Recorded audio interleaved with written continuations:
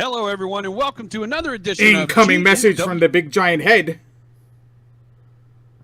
Hello, everyone, and welcome to another edition of GnWC Weekly. I'm the Duke, and there's an incoming message from the giant head. Go ahead, giant head. Big giant head. Big giant head. Obviously Harry Solomon. Absolutely. Why wouldn't you be? Well, I mean, everyone wants to be. Fantastic. Why does Frenchie Stewart always talk with his eyes closed, though? He does, doesn't he? It's really weird. Is that just an in-character thing from Third Rock from the Sun, or is that everything he does? I don't know. Maybe he's just one of the... I actually met a guy in my neighborhood who... Mr. Rogers? No. Okay. He kind of talked like him. No, he didn't really. But no, when he would talk, I kept turning around to see if the sun was in his eyes, because he would talk and he would kind of start sort of smiling, but basically squinting to the point that his eyes were shut. And he didn't notice that I was turning around to see if the sun was in his eyes, because his eyes were shut. It was the weirdest. And it was just like every time he talked, he squinted his eyes closed. So maybe it's just a thing some people do. I'm the Duke. He's Angry Larry. It's GnWC Weekly. Let's talk Superstar Shakeup. First off, have you ever talked to somebody who's a rapid blinker? Very, very few occasions, but I have seen it happen. Yeah, it's weird. Freaks me out. Yeah. But, all right, Superstar Shakeup time. Let's go. Yeah. All right, Raw. Winners and losers. Let's talk about the participants in the Raw Superstar Shakeup. Which reveal or which superstar do you think was probably the best fit, or you're most excited about being on the Raw roster now? I'm not going to say I'm necessarily excited about it, but I think the best fit was definitely Dean. Dean is he's just, whether he's ever going to be the guy at any point, I think Dean Ambrose is someone that he moves the needle, and he's a reliable dude that can open the show, he can close the show, and people get excited when he comes out, whether whatever happens backstage or not with him, whether he gives good interviews, which he really doesn't, or not, he moves the needle when he's on TV and when the crowd sees him. So yeah. Before Dean Ambrose got there, and before any of these guys got there, prior to the Superstar Shakeup, who would you think are the top three guys in the main event roster for Raw? Raw? Yeah. Okay. Well, I mean, obviously it would be Reigns, Rollins, and I guess full time. I don't know who your third guy would necessarily be on Raw. Well, excluding Owens, which may illustrate your point, by the way. Well, no. Excluding Owens, because we know he was moved over. What, Jericho? You think maybe top three? Oh yeah. That's a good point. Yeah. So, I mean, they were your main. They were your headline matches for Mania. So obviously, right. Besides the part timers. So, my thing is, with Bray Wyatt's inclusion on Raw, we may, in fact, get another Wyatt versus Reigns feud. Wyatt, Jericho have feuded before, and then let's ignore the fact that Jericho is going on tour with his band or whatever, because he's being advertised almost everywhere still. So he's probably not disappearing, but he might just go to live house shows or dark matches here and there where the schedule permits. But we'll talk like he's not gone, just for the sake of a conversation. Sure. I don't know if I want Wyatt over on Raw. That totally disassociates himself from the whole Wyatt family thing. And then again, Eric Rowan re-debuting last week to then be separated from the Wyatt family just adds another layer to this just god-awful mess that was the Wyatt family when it could have been something huge. Yeah, but I'm totally okay with Luke Harper being separated from them. That's fine. No, that's fine. I don't want to see him all of a sudden on Raw next week too. I want to see him continuing to look more and more like Bruiser Brody. Oh yeah. And every guy should probably look like becoming a babyface. more and No, more. no. I have no nothing to say that no matter who it was could never have broken away from the Wyatt family and had the feud. But we never got that. We never really got that Wyatt family versus Harper match. We kind of did, but kind of didn't. You know, it's never been Sure. about that. It was Good point. always about Randy or the title or whatever else. Something was always the bigger story. So you had a group that could have been dominant, that won the titles, that broke up, that had all this intermixing story woven between them that never materialized, and now one guy is just gone and on another roster. So there's no closure, there's no validation of anything, any storyline stuff that has happened. And hey, listen, superstar shakeup, anybody at any time, sorry, can't conclude the story because this happened. Okay, that's fine. And that's fair. And maybe news stories can be, but he's got to move away from this interrupting people with videos and talking generic nonsense. He's got to be something better. You know what I mean? Yeah, I know what you mean. And I'm hoping that this is going to be it, and that it's not Roman Reigns that's next for him. And I don't know who it would be, honestly, if I'm looking at this roster. It could be Balor. That could be an interesting matchup. I do forget Balor is on the roster at times. He did suffer a concussion on Raw. He forgot he was on the roster for a few seconds this past week. So, yeah. Well, I guess that's a concussion joke, right? Yeah. Okay. Yeah. I apologize. So, yeah. I mean, listen, I'm looking this over, and for those who don't know, the Miz and Maurice, Intercontinental Champion Dean. Remember, I said the Intercontinental Champion U.S. title we're going to swap. Yeah, I know. Because I started shaking my head as soon as Owens came out, even though I liked how he came out. But anyway, it was guaranteed. As soon as Dean was out there, it was guaranteed Owens was going to be out there. Yeah. Maybe not guaranteed, but I've watched wrestling long enough. Bray Wyatt, Apollo Crews, Kalisto, Heath Slater and Rhino, Kurt Hawkins, and for the women, Alexa Bliss and Mickie James. So I think the women's division is actually very diversified now, and it's more than just two people, even though a third person had the championship. They're really going to push Nia Jax over the top. Bayley's the champion. Sasha will always be Sasha. There's Alexa, there's Mickie, there's Emma, and then there's Dana Brooke, who are actually going to have a story, it looks like. Yeah, it looks like. So, I mean, we could have... Just maybe. We can have up to 3 women's stories mixed into a 3-hour show. Take it easy. Take it easy, Larry. Listen, the players are there, and stories are in front of us, unless they hide one on main event or whatever else they do now. If that exists, I don't know if it exists. Was there somebody on this roster swap of all the names I mentioned that you were kind of unhappy moved over? Not really. I mean, I know you weren't very pleased with the Bray Wyatt thing, but no, the Bray Wyatt thing was actually a positive because I basically never got there. It was because I want to see something different from him. So fair enough. Okay. Yeah.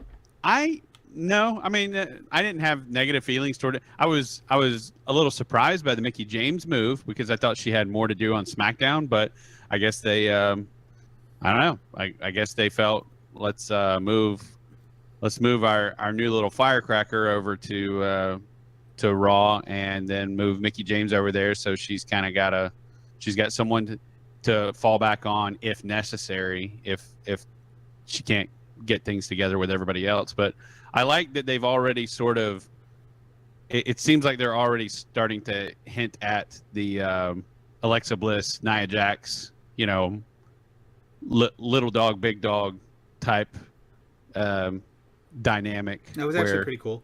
Yeah, I like that. But you asked me anything, I didn't like. I not really. I didn't really have a problem with anybody who moved to Raw. I had a problem with something. If we're still on the Raw side of things, it kind of equates to SmackDown as well. Sure. I felt that a lot of the reveals were left to be desired. Like they could have done better. And I'm going to talk about the SmackDown ones when we get there. But as far as Raw goes, there were a lot of people that switched over that I didn't even know about until Wednesday when I looked up a list. Like, 4 people moved here, 4 people moved there kind of thing. Well, I don't remember when Apollo Crews and Kalisto or Heath Slater and Rhino got moved over. But yeah, it was very easy to miss a lot of that stuff. And I don't even know that all of it was on the show.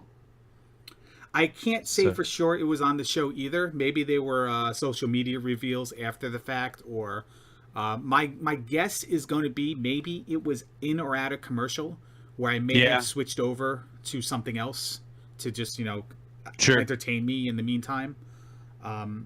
Otherwise, I totally missed them, and I missed them on SmackDown. But I did catch on SmackDown. I caught by the way, this person's coming to Raw segment where they never came out, but it was just their picture with the logo and stuff like that. So I'm like, oh, that's what made me think, did they do that on Raw too? And that's when I looked it up and I saw that. Kind of interesting stuff here. Kalisto on Raw. Maybe this is now another established guy that's going to head over to 205 Live or be involved in cruiserweight matches. Should have been there from the get-go to give legitimacy to that division. Which is stupid because 205 Live happened at SmackDown. It's something I didn't It's say. so stupid. It's something I didn't say last week, but I was gonna reach out there and say that the cruiserweight division was gonna be shaken up and moved to SmackDown. I wanted to say it. I forgot to say it, but thankfully it didn't happen. So I don't sound. That would make sense, though, Larry. I've been saying it's been making sense ever since they started taping it on Tuesday night, which was the first week. So and to just a quick side note, 205 Live was really, really, really, really good this week, in my opinion. So we're going to talk about total Raw. side note. Yeah, let's talk about Raw in a second because there is something I want to say regarding the cruiserweights. So those are your winners and losers of Raw. Let's talk SmackDown here for a second, and I'm going to give my take on this situation first. A follow-up to the comment I just made. How can you move the New Day over to SmackDown and not have a New Day segment on the show? I don't know. Yeah, You put them out there all the time. You made them the host of WrestleMania. I have a huge gripe about a SmackDown reveal as well. If I can I harp too? Look, go ahead, because I'm looking at the list and there was another name that's on top of it. Go ahead. Tamina, how dumb is it to? This is a lot on Shane, but it's also on that whole segment. Shane's delivery was terrible, but go ahead. Shane's delivery was awful. It was like he was scared. It was like he was nervous, or it was weird. And the crowd was chanting, "We want Sasha," and he's like, "Oh yeah, I hear you." Yeah. Okay. It was like, what? But like everything about that segment was bad. But the worst of it was, not literally, but you diminished Tamina about as much as you possibly could with the way that was done. It should have been you introduced Charlotte the way he was introducing Tamina, and then Tamina comes out and beats down Charlotte. And then the announcers can get over, well, everything Shane said is true about Tamina too. And you start a feud right there. Right there. Like, ladies and gentlemen, I like to just makes complete sense and gets everybody in the process, everybody who's involved over in the process, and it kind of continues Charlotte down this road to redemption that she's on right now. That I think they're making not that obvious, but it's obvious enough. So I don't know. It's just that was embarrassing in my opinion. Everything about it was embarrassing, and I'm not trying to be overly smarky here. It was very poorly done, and it was in poor taste, and it made Tamina look like she shouldn't even be on the roster. It made it look like she should pack her bags and go home. It was awful. That segment would have been awesome if Charlotte didn't switch shows, because you got the fans thinking one way, and then they swerved them the other way. Because I got to tell you the truth, I didn't think he meant Charlotte, but in my mind, I'm like, there's no one else on the roster. Natalya's already in the ring. There's no one else on the roster that fits that criteria. And then she came out, and I'm like, oh, okay, well, I'm an idiot. I mean, I reference her like pretty much every week anyway. Like I know Steve you Blackman. do. That's what's so funny. Yeah, I know. Like Steve Blackman references, there's Tamina Snuka references too. Like, oh, don't worry, Right. you know, there's other girls on the roster. Remember Tamina? Yeah. Okay, well, Yeah, you say that. Yeah, you really do say that almost every week. but it's like, you know, it's like a Chicago Bulls fan rally. It's like, ladies and gentlemen, here's Chicago Bulls legend Chris Dudley for Chris Dudley Day. Oh, we have a surprise. There's Michael Jordan. What? Yeah, exactly. Like, what's wrong with Chris Dudley? Chris Dudley's like, oh, okay. Everyone cares about Michael Jordan now, not me. I don't like that. And your take on the situation, if it was reversed and Charlotte was the one that came out and Tamina took exception to the why is your dad pray? Well, they kind of have to skirt around that. But I, you know, the general idea of second generation. But they introduced her that way. Yeah, you know, so. Second generation wrestler, and she goes, "There's only, you know," and she beats her up, and that's kind of fine. But the Rusev is hurt, so I guess he couldn't really be out there. But did you have to announce it? Could you not have Rusev come back when he's healthy and just all of a sudden appear on SmackDown? Yeah, like, what is he doing here? Destroy and then, somebody. And then Renee Young can go, oh, we have word that he was part of the Superstar Shakedown, but he was on injured reserve, injured list, IR, call it something, inactive list, and you know, contracts were still being negotiated at the time. Like, you can just pull, you know, you can spin it. So stupid. It's easy. It's easy. Here's a little bit of a Angry Larry surprise for you. The real winner, Epico and Primo. I loved it. I'm with you. I'm with you. I loved it. I loved them coming out and being, you know, not like them just looking like guys who came out like they came out sort of like Gallows and Anderson did when they came in, and just looked like badasses. It was great. Now wrestling has a history of guys being pushed down to jobber level that will all of a sudden reinvent themselves and be badasses. Like the drop of the hat, you know, whenever creative calls for it. So there's no momentum or losing streaks, so to speak, because if creative wants a direction, things are going to go in that direction. So it's kind of silly to say that, but man, they have been downscaled so bad, right, that I really didn't think that there'd be any credibility to them being dominant, and I was kind of wrong, because that really worked for me. It worked for me. Yeah, I really hope that means something is happening, because I think I think they can be what the Usos became when the Usos were really at the height of their popularity. I think they can be at that same level, but with an edge and with in my opinion, I think they're better in the ring. So and they're a lot more creative in the ring. The Usos just kind of jump from the turnbuckle. No offense, the Usos are fun and exciting, but they're still not at the same level as the Clones. And I really think they can do some crazy cool stuff if they'll just really get behind them. They have to embrace the tag team division, though. It can't be champion, That's flavor true. of the month, and everyone else is lumped into 8-team tag matches. That's true, You know?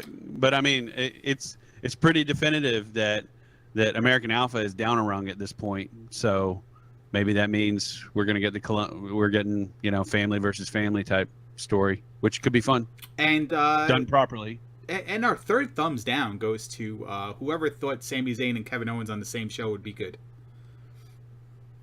I don't get it.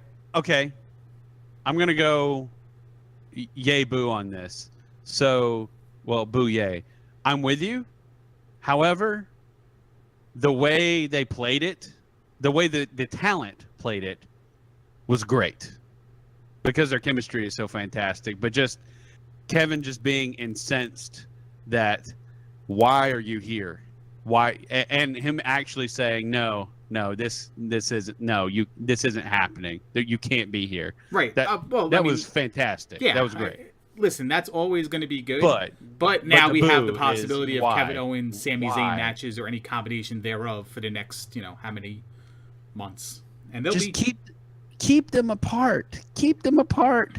You keep them worlds apart, even. That would be great. No one gets that joke but me. That's the name of Sammy's theme song. Keep them worlds apart for a little while, but it's and then bring them back together in the most epic way possible. But no, just keep doing it. Make them Cena versus Orton, where nobody wants to see them wrestle together again. We joke around a lot about certain things, and we're not wrong by joking about them because they happen a lot. Who do you think it's been like? I have no answer to back this up, but in your personal opinion, modern day, like last 8 years, who do you think has been the biggest rivalry that you've seen way too many matches for? I mean, it would. I mean, it seems like it would have to be Orton Cena, right? Right now?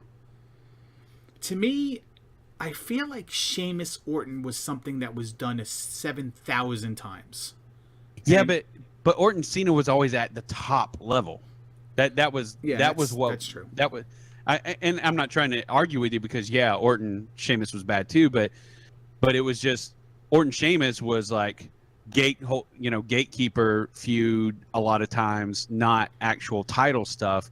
But I mean, Cena Orton, it was just like every pay-per-view was the title on the line between those two. It's just like, well, there's got to be somebody else. There's got to be one of those fan-made websites out there, the ones I used to call up to gauge win-loss records and stuff like that. Oh yeah, the database. Yeah, things. There's got to be some sort of database out there that said, like, within the last year, these two people fought this many times, and hopefully exclude. Like, I would like to exclude house shows, because house shows you can have the same match go on in 17 different cities, and no one would be wiser unless they were on the internet comparing. Sure. I don't know. So who did better here, Raw or SmackDown? Raw did better, in my opinion. I think they did, and I think now they have a bunch of people that can sustain. We've forgotten the most important acquisition of Raw there was. Oh, on Raw or SmackDown? Because I have my SmackDown. Raw. Who's that? Elias Sampson. He was on SmackDown. No, Elias Sampson drifted. Oh, that's right. He was on Raw because Corey Graves went nuts. I'm sorry. That's written on my notes here that he was on SmackDown. By the way, did you notice him in the background of the women's match? No, I didn't. Was he there? Yeah, they had the women's match, and he just walked like the nearest crosswalk or whatever you want to call it, walkway in the stands. He just drifted. He drifted from left to right with his guitar in his hands, like looking at the camera. And I said, "That's fantastic." I was at my dad's, and I said to him, I just saw Elias Sampson. He's like, what? And so was that before he actually got up to the? Yes. Oh, okay. And he's like, what do you mean? I'm like, well, it couldn't have been him because one, they did it through the women's match, and that kind of takes a little bit of the focus away from the women, and I don't think they're doing that anymore. Like, they wouldn't do that to them. I think two, it was just subliminal. I'm like, that's a spot on impersonation of Elias Sampson, and why the hell did they let somebody into the arena with a guitar? Like, that's what I'm saying to myself. And then all of a sudden, he was just standing next to the announce table. I'm like 2 hours later. I'm like, whoa. Because then I said, if that is Elias Sampson, I wonder if he's going to do this thing where it's like, I want to say Where's Waldo, but if anyone's familiar with maybe He-Man or She-Ra cartoons, one of the characters used to be hidden in the background during the course of the episode. It was the source that sorcerer dude. Yeah, there you go. And then She-Ra had one as well, and you had to find them. And at the end of the episode, it told you where it was hidden, like stuff like that. I was kind of thinking maybe he was going to drift somewhere in the background, like every Raw. Well, see, I thought he was going to be on SmackDown too. Like I thought that they weren't really going to establish where he was. He was just going to keep drifting, and then eventually he drifts to the ring and wrestles someone at some point. Did they say newest Raw acquisition, or they just say, what is he doing here? Because maybe he can be on SmackDown next week too. Yeah, I wish they would have done it this week though. But I don't know. They can long play the joke, and I'm actually okay with the joke. I'm actually better with him being on the show with Corey Graves. I agree. Okay, yeah. You're right. And the last thing was Raw got David Otunga, and SmackDown got Byron Saxton. And let me tell you this, Byron Saxton killed it on SmackDown. Was fantastic. And I don't know if that's just because, like, fresh start, you can be you kind of thing, or if JBL was just on cooldown for all the internal stuff going on, where Sure. he actually played nice. I noticed something. I think that was part of it, but I think it was a little bit of all of that. But I agree that he was fantastic. But I did notice something among all of them. They all made a point at, like, all the time throughout the entire show. JBL, Tom, and Ted, Felipe, and Byron all made a point to say, well, you're right. Well, yeah, you're definitely right about that. Like, they were very complimentary to each other. They all, yeah, and they were all complimentary and affirmative to each other. And in almost every segment, JBL was like, "This is great," kind of stuff. Yeah. Like and I wouldn't say he was overdoing it because I didn't notice it. No, it wasn't cheesy. That's what was good. Right. It's like, It seemed, hold up, careful. It seemed professional. Like they seemed like actual commentators. Yeah, he didn't really have he really didn't have much heel to him. Who put on his hat? I forget who it was, but he was cracking up when that happened. Yeah, it was who was that? Oh, it was Mojo. Okay, yeah, that's right. Because the Gronkowski thing. So yeah, I just I don't like Mojo Riley. Yeah, I know like Gronkowski, and I don't like the whole lifestyle that they portray. Sure. You know what I mean? So like I'm not getting it, but obviously people love it, so whatever. It was hot. What's that? It was hot with the crowd for sure. So yeah. So we'll see. I mean, they were in Boston, but well, that's a different animal altogether. By the way, where were we Monday night?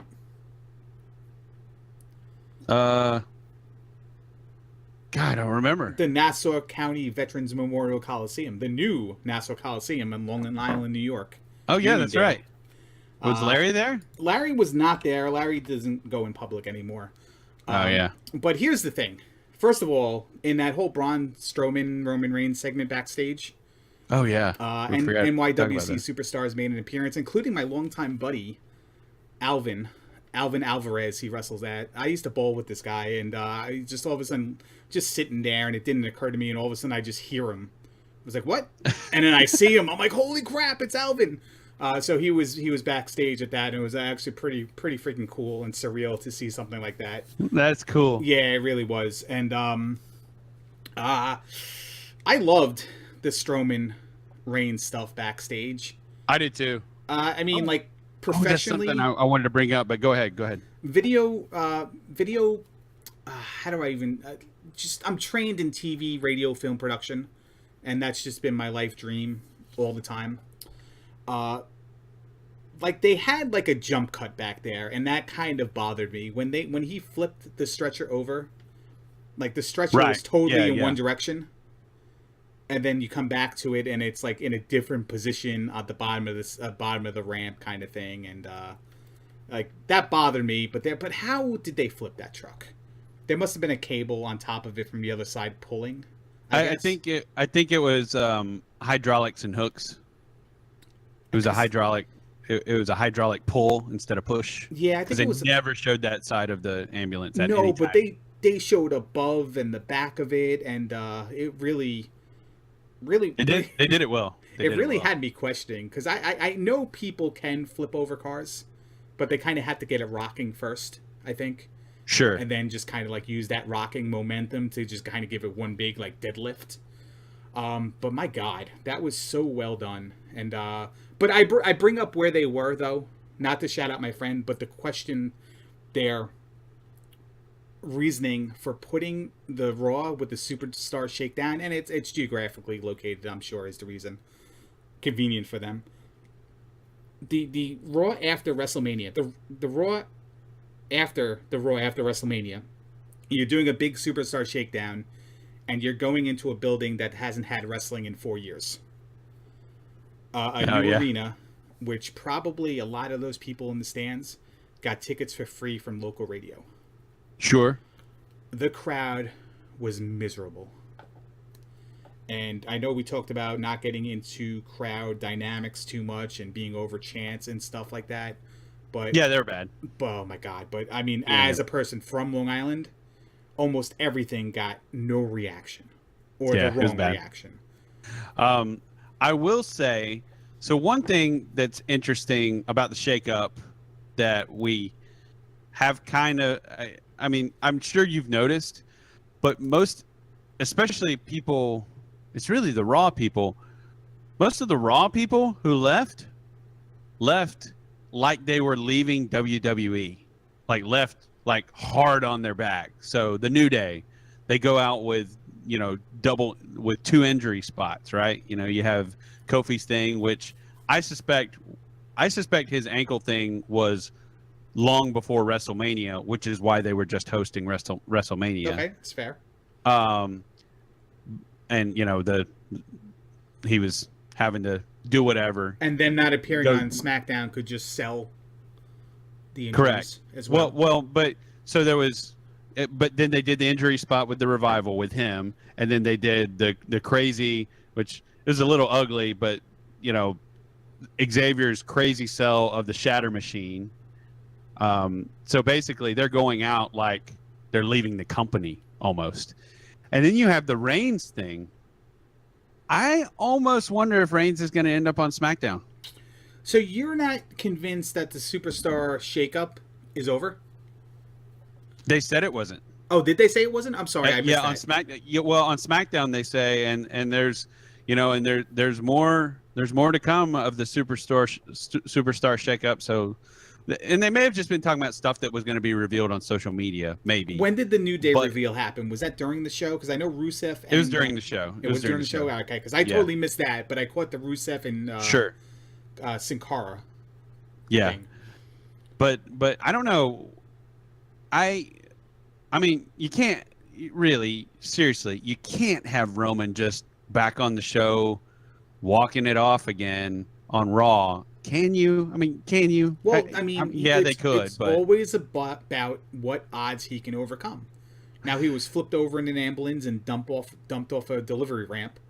I mean, it's a not so subtle nod to an ambulance match at the pay-per-view at Payback.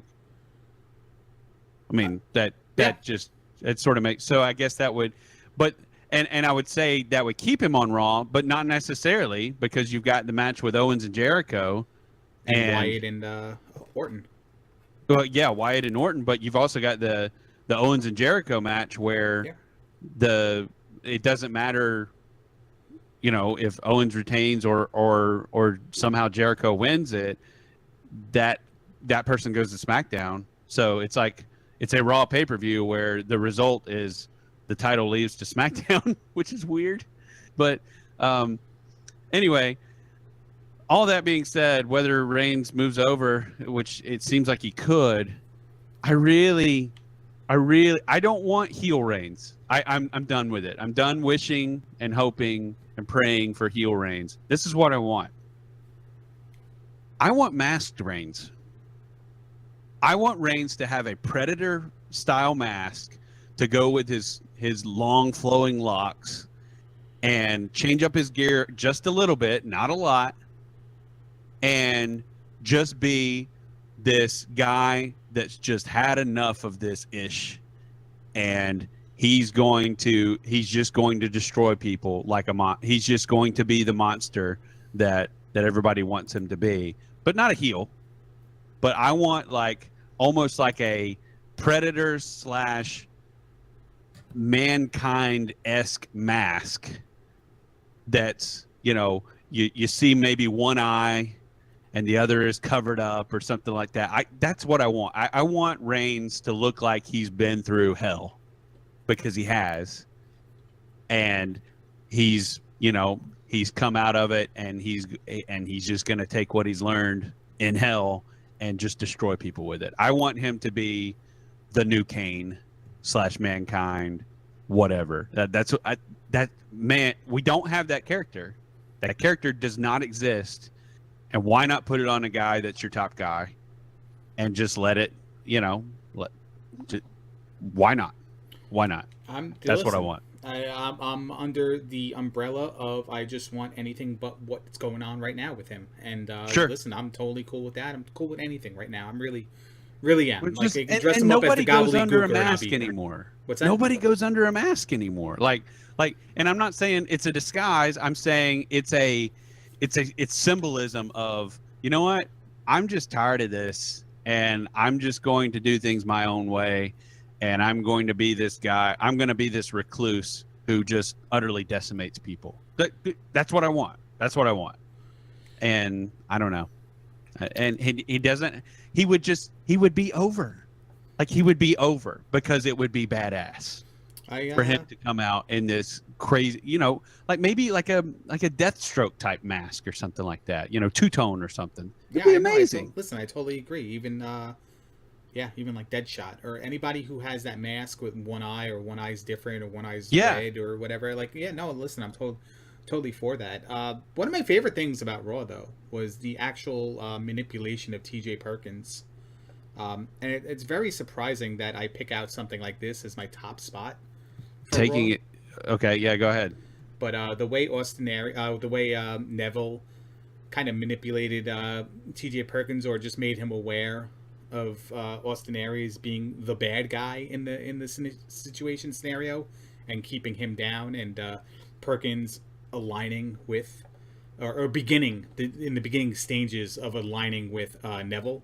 At that time, it put another layer into the Cruiserweight division, which we finally got when Neville got the title. We finally had that first real layer.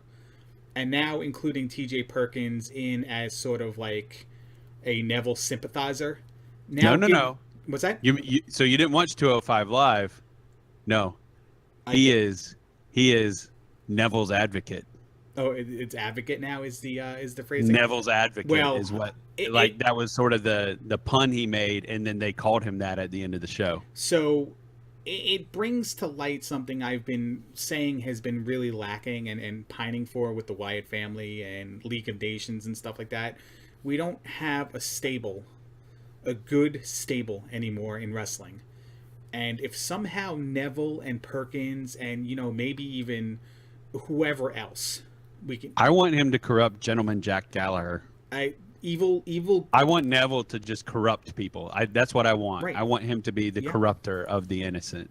And then he just has a bunch of. You know what he should have? He should have like a Raven's flock.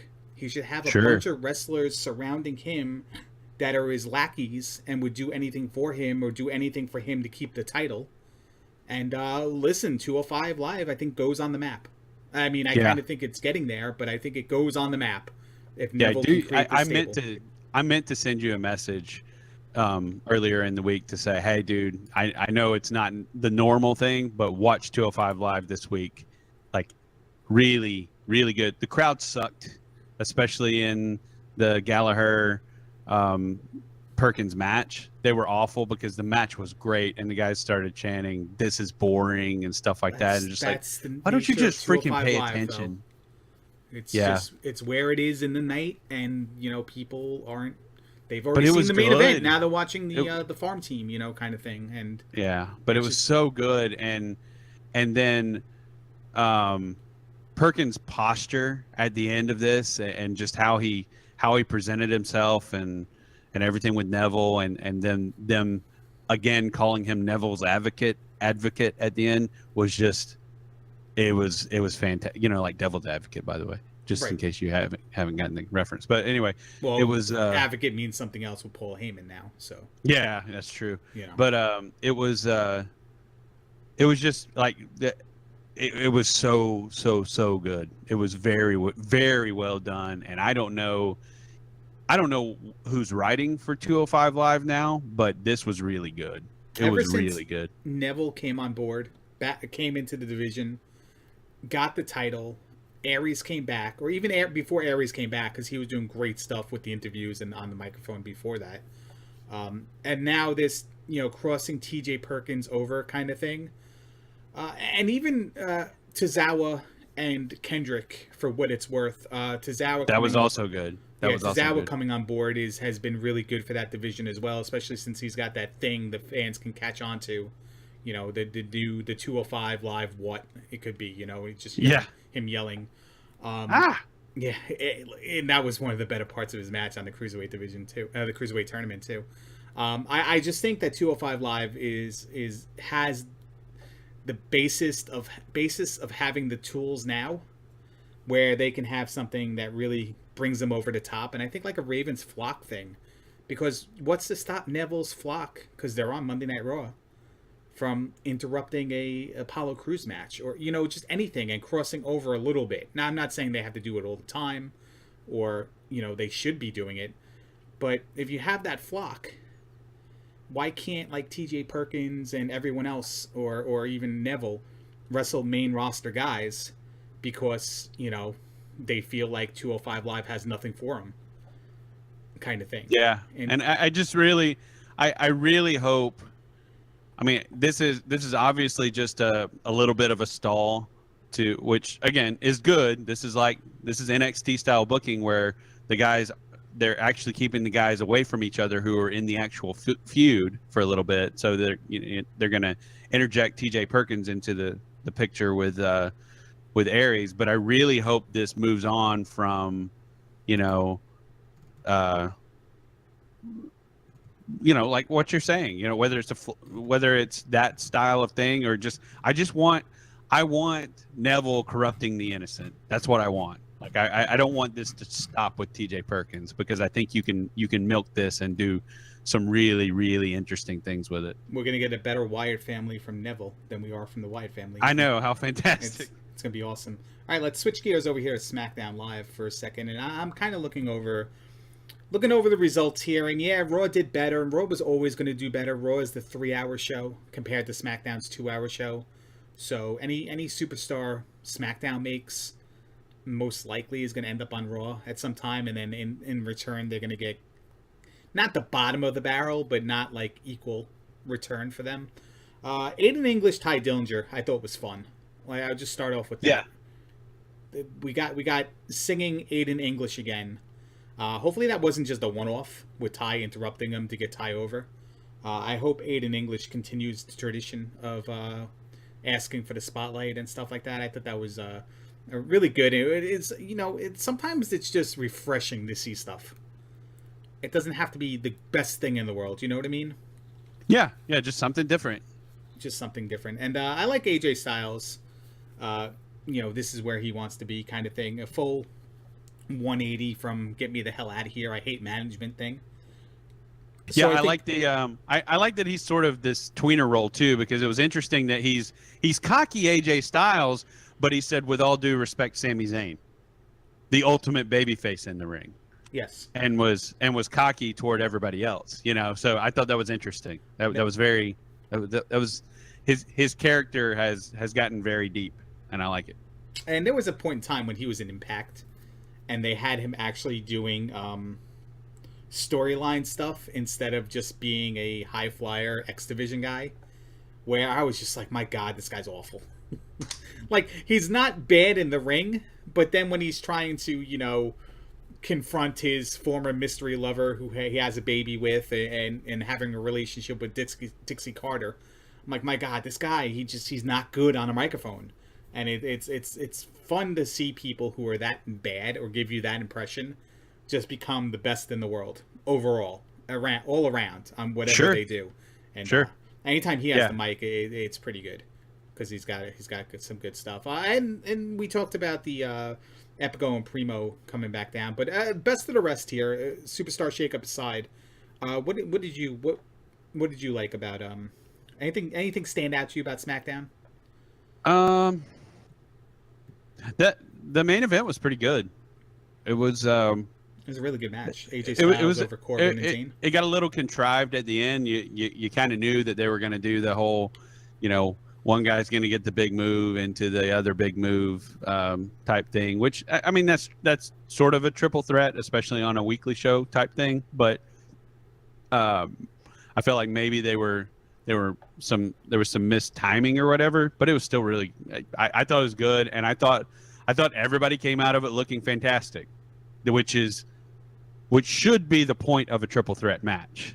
It shouldn't just be, let's have a lot of bodies in the ring. Let's have an extra person in the ring. It should be, let's make everybody look great. And I think that was accomplished. So, and we've got AJ freaking Styles going for the U.S. title, which is interesting. That seems to elevate the U.S. title a bit.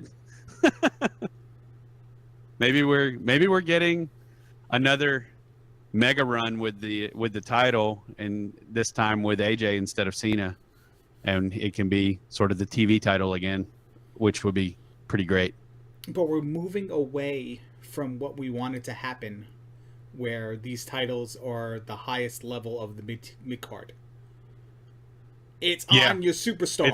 It's the lowest level of the high card. Yeah, it's the highest level of the high yeah, card. Yeah, fair enough. it's You're right. 1 and 1A when it should be really 1 and 2, or maybe like 1 and 3. You know what I mean? Yeah, but you're right. The other side of that is you're putting people in the ring with AJ, who's going to make anybody he's in the ring with. He's going to elevate everybody. So and if he does get the title, let's hope it's more. Let's hope it is a round table of people like when Cena had it, instead of just. Well, let's be honest. I mean, that was just on TV. On the pay-per-views, it was still Cena versus Rusev. Owens. Yeah, Rusev. Owens. You know. True. But on Raw, it was Neville and Sami Zayn and Owens and stuff like that. Let me ask you a question here, an honest question. I need answered. What is Nakamura's role in WWE? I don't know. Because NXT, like included in NXT, even when he had the championship, how many matches could he have possibly had on the network, on TV? 8? Less? Something like that. So he's been around for a year. Wrestles about 8 times. Ooh, I just realized something though that I hadn't even thought of until you started doing this. Sorry, go ahead. So I don't We're getting get Nakamura his role. Zayn again. And then you have his big reveal on making the main roster last week on SmackDown, interrupting the Miz, and then now because now the Miz is gone. So it's another story that was kind of invalidated by the Superstar Shakeup, and probably purposely done like that to say anything can happen. Don't rest on your laurels. Just because there's a story going on doesn't mean we can't change it. And that's the shock value of the Superstar Shakedown. It just didn't come across that, that way. Just kind of like, well, why'd you do that? That's dumb.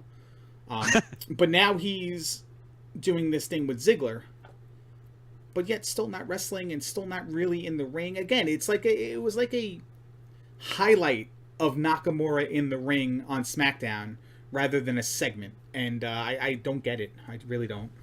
Yeah, I don't know. I don't know. We'll see. But it does bring to mind we get to see Nakamura Zayn again at some point, or there's the potential for Nakamura Zayn again at some point. There's the potential for Nakamura Owens, which we haven't seen in WWE. There's the potential for Nakamura AJ Styles. Mm-hmm. You start running that down, and all of a sudden, it gets pretty interesting and exciting. Oh, I'm not saying that the combination, especially Owens on SmackDown now, with AJ Styles, and I guess Sami Zayn too, as long as Sami Zayn and Owens aren't the ones that are paired off. I'm not saying that the combinations aren't refreshing on SmackDown now. You're not sure what his role is necessarily. Well, I mean, you can even include Ziggler, who's basically forgotten at this point, into that mix as well. How many times has Ziggler wrestled any of those wrestlers? In recent memory, none. Like I can't really remember Ziggler wrestling any of those guys. No, Ziggler Owens had a feud. I must have missed that then, because I don't remember that. And that it was them like every week for a little while. Okay, they played that one out pretty bad, but Okay. I mean he wasn't against the other guys because he wasn't heel. So yeah, okay. All right. So yeah. All right, so I totally overlooked that one, but every combination of except Owens, Ziggler, Owens, Sami Zayn would kind of be refreshing. I kind of am disappointed that Jinder Mahal is getting the, we moved you over to SmackDown and now we can extend that Andre Giant Memorial Battle Royal feud where you just lose because of a celebrity. Yeah. You know, I hate that gimmick. Celebrities are a good thing for the business, and fans of wrestling probably don't like them because of you know it does the mainstream, gets people's attention, stuff like that. But you know, just in physique alone, I feel like Jinder Mahal should be getting a just due right now.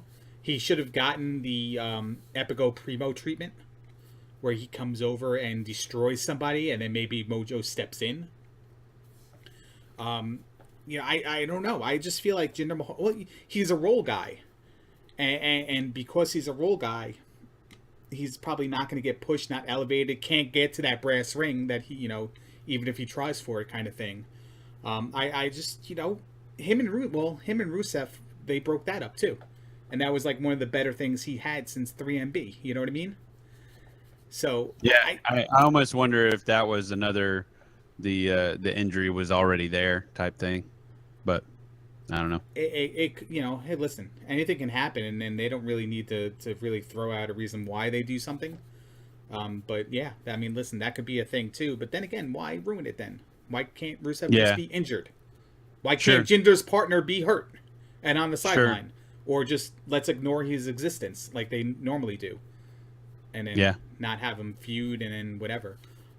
But yeah, I was kind of upset about that, especially since he showed up. And again, this is touching on the Superstar Shakeup stuff, but thereafter, what happened is kind of unfortunate. What do you think Eric Rowan's going to be doing now? Is he just going to be like on that tier of Jinder Mahal, like throw him out there because he's a big body to let somebody else get over? No clue. Not that concerned because they haven't really put anything into it, so I don't know why I should. Did we even see Luke Harper on SmackDown? I don't think we did this week, which that's unnerving for someone who wants to see him pushed to the moon at this point. And if AJ has the U.S. title, I mean, listen, I'd be down with another AJ versus Harper match for the U.S. title. I mean, let's not get ahead of ourselves. He doesn't have the title yet. Right. But I'd definitely be down for that. And then who do you think should challenge? Because SmackDown right now, with Raw having the pay-per-view next, they're kind of like in an NXT, and we're going to get to that in a couple seconds, NXT without takeover situation on the horizon, where they don't really have contenders for the titles. You know, Usos have the tag titles. Who are gonna challenge them for that? And you know, the United States title is going to be AJ versus whoever. But the women and the main title have no contenders. So who do you think is going to emerge as the number one contender for those two titles? That's a good question. I'm not sure about the WWE Championship because, yeah, it's hard to say. It's hard to figure who's going to challenge Orton. I would assume Orton and Bray Wyatt do have that match. They do have that match, but they got to have something coming out of it. Oh, maybe that's where Harper comes in. Okay. Maybe Harper gets involved in the match. God. So now Harper turns on the Wyatt family, reconciles with Orton for no apparent reason, and then now is against Orton again for no apparent reason. That's true. I'm not putting a hole in messy. You're right. They've created a mess that makes no sense. Yeah. And women, I guess, logically, Charlotte, I guess, is going to contend for the title. Charlotte and Naomi. I'd rather see somebody else, and Charlotte maybe have a rivalry with somebody first to get to her. I would like to see the Charlotte and Tamina thing, but again, golden opportunity missed to set it up already. And I almost said I would like to see Charlotte Natalya based off of that, saying Natalya was the forgotten second generation person. But then, like last year, we've seen Charlotte Natalya how many times that. Well, and just Natalya against anybody, it's just like, just don't. If she doesn't have a mic, then maybe we're okay. But they have to put a mic in her hand. So if the camera doesn't. Pan to her face doing a smirky, quirky little look.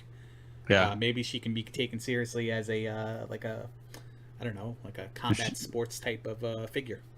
Yeah. Rather than, I don't know, just somebody on Electric Company. or whatever the kids are watching nowadays. I don't really know.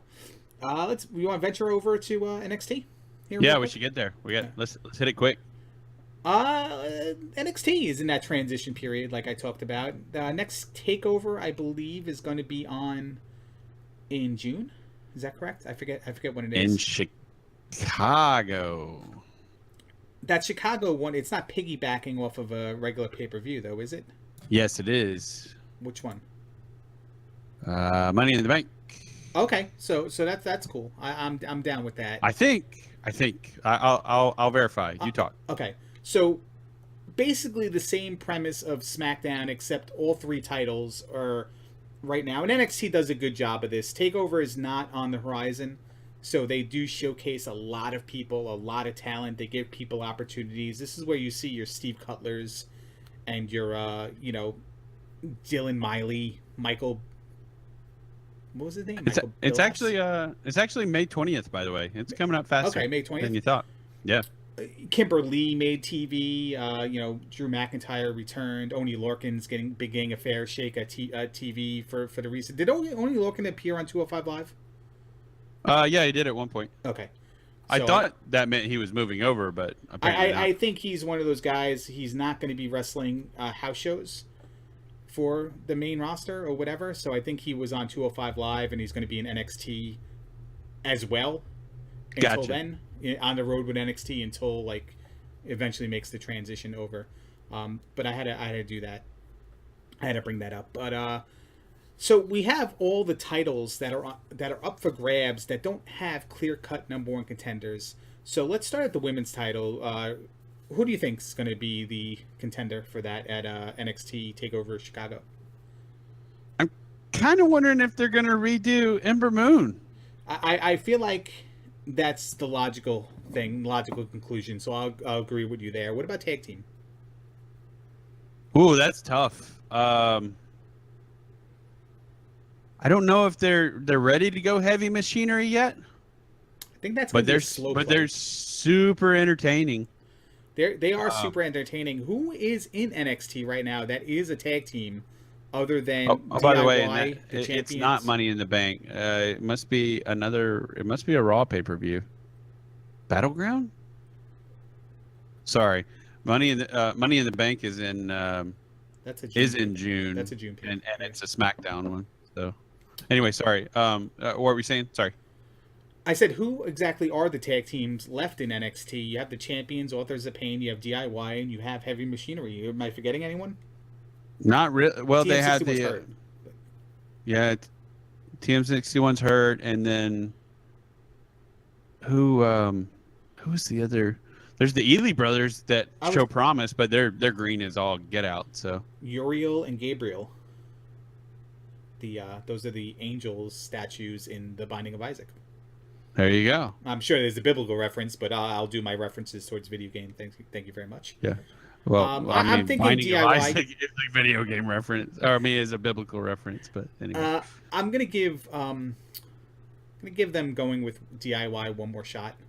Think so? If we can't overcome this, what is our career becomes kind of thing, and then this maybe the break happens. It's got to be the break, because if they lose, first of all, if you want Heavy Machinery AOP, I think that would be great because of the bodies that would be in the ring at the same time. I think that's a throwback kind of, and both teams, get a good crowd reaction.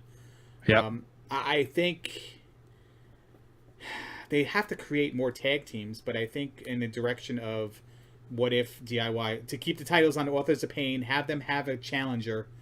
What happens to DIY beyond that? Well, I think at that point in time, they have to either mutually go their separate ways and pursue singles careers, or something's going to happen. And again, I'm going to probably bring this up every month until it happens, but but stuff like that. So I'll go Authors of Pain versus DIY. What about you? I'm gonna stick with Heavy Machinery. I'm gonna say they push them to the moon over the next month and do something with them. But I do think that's too early as well. Bobby Roode. You're probably right, but so Bobby Roode. I'll just say something different. So who do you think is going to go after Bobby Roode? I have no idea. Who is our top singles competitor outside of Bobby Roode right now? I feel like it's either going to be a redo of Cassius Ohno, Okay. or it's going to be we're going to put Galloway McIntyre right there, right away, That could happen. and then just and show like just because NXT is not really about the long play anymore. They don't have time. They don't have time because people are just going to move and move around, and they're going to elevate people. For what it's worth, WWE changed the banners on their TV shows, on their recap page. On Raw, The Miz and Alexa Bliss are now on the Raw one. Charlotte, Kevin Owens, and Nakamura on the SmackDown Live one with other people who were there as well as Cena and Orton, and AJ. And on NXT, it's Galloway front and center. Ono, Bobby Roode. Yeah, so they're going hard with. Maybe it'll be a triple threat. Almas is on the banner as well. So Almas is money, by the way. Those are the He's four freaking guys. Money. 4 guys they put on the banner: Ono, Galloway, Bobby Roode, and Almas. Like that speaks a lot right there. And, yeah, it really does. And Asuka and Ember Moon are the women representatives on the on that banner. I think for the most part, I get this huge feeling, and I hate saying this because this is just something we always bring up, and it's always speculated on who's turning heel, who's turning on who, stuff like that. Ono's character reeks of guy who's going to turn on his opponent. Just maybe based on history or something. He just has that about him where it's just he can just snap and turn around, roaring forearm right into somebody's head. You know what I mean? Yeah. And it just makes for an easy kind of solution story for that. But I'm going to say Galloway, but give the old adage that they're going to make Galloway look strong in the loss. So I'm going to go triple threat. I think Ono and Galloway. So that they can Bobby then Roode. take Galloway to something else away from Bobby Roode and then revisit the Galloway thing. Exactly. Yeah, I think like as soon as you said those 2 names, I'm like, well, it just makes sense to have them all 3 in the match because they're like you've got the returning hero in Cassius Ohno, and you've got I get that. And then you've got the Scottish just monster in Galloway. I mean, yeah, I think it's or McIntyre, sorry. Yeah, I think a triple threat looks really good, and Chicago gets into that match big time. I think Chicago goes really big. Do you think they're ever going to do a Cien Almas hat on a pole match? Good morning, good afternoon, good evening, whatever it is for you. I'm the Duke. He's the Larry. Goodbye. Guess that was a no.